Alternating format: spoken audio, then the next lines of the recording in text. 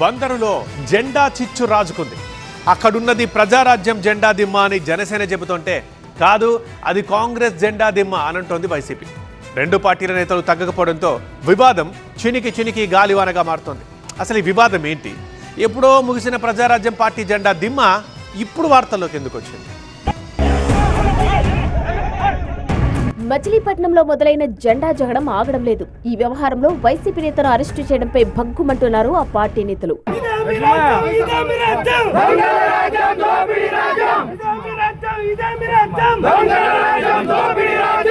మచిలీపట్నంలోని రామానాయుడుపేట సెంటర్లో జెండా దిమ్మ ఏర్పాటు ప్రయత్నం జనసేన వైసీపీ మధ్య వివాదం రాజేసింది. గతంలో అక్కడ ప్రజారాజ్యం జెండా దిమ్మ ఉందని చెబుతున్న జనసేన నేతలు దాని స్థానంలో పార్టీ జెండాను ఏర్పాటు చేసేందుకు గురువారం రాత్రి ప్రయత్నించారు.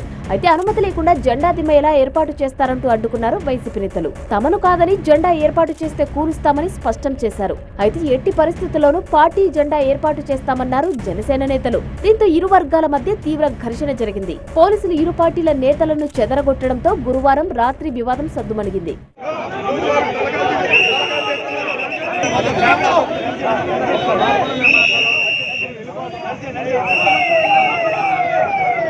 రెండు పార్టీల ఘర్షణతో పహారా ఏర్పాటు చేశారు పోలీసులు. పోలీసుల పహారా కొనసాగుతుండగానే నిన్న సాయంత్రం అనూహ్యంగా దూసుకువచ్చిన జనసేన పార్టీ నేతలు రామానాయుడు సెంటర్లో జెండా దిమ్మను ఏర్పాటు చేసేశారు. పోలీసుల సమక్షంలోనే జనసేన నేతలు జెండా దిమ్మ ఏర్పాటు చేయడంపై భగ్గుమన్నారు వైసీపీ నేతలు. ఈ క్రమంలో వైసీపీ నేత బొర్రా విఠల్ను అదుపులోకి తీసుకుని గూడూరు పోలీస్ స్టేషన్ కు తరలించారు. అయితే తప్పు లేకపోయినా కూడా తమ పార్టీకి చెందిన కార్యకర్తను ఎలా అరెస్టు చేశారంటూ వైసీపీ కార్యకర్తలతో కలిసి నిరసనకు దిగారు మాజీ మంత్రి పేర్ని నాని, ఆయన కుమారుడు పేర్ని కిట్టు.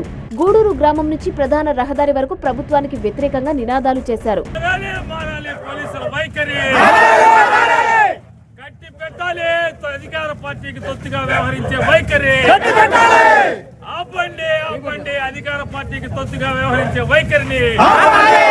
సుమారు గంట తర్వాత వైసీపీ నేత బొర్రా విఠల్ను విడుదల చేశారు గూడూరు పోలీసులు. పోలీసుల సమక్షంలోనే అనుమతి లేకుండా జనసేన పార్టీ నాయకులు జెండా దిమ్మను ఏర్పాటు చేశారని, దీనిపై ప్రశ్నిస్తే అక్రమంగా అరెస్టులు చేస్తున్నారని ఆరోపించారు వైసీపీ నేతలు.